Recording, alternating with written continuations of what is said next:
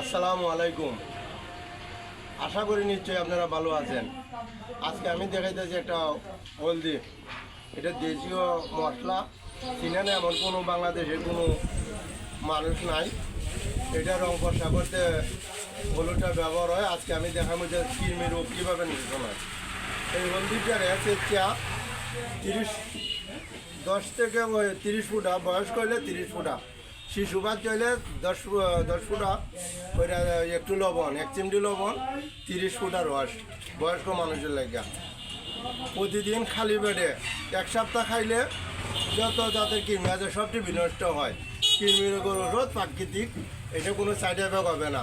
গর্ভাবস্থা এটা খাওয়ার জন্য ডাক্তারের পরামর্শ নিয়ে খাইবেন। এমনি যে কোনো মানুষের খাইতে না, গর্ভাবস্থা খাইতে গেলে ডাক্তারের পরামর্শ নিয়ে খাইবেন।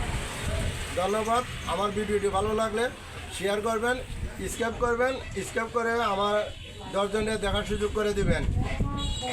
আমার পেজে ফলো দিবেন। আসসালামু আলাইকুম।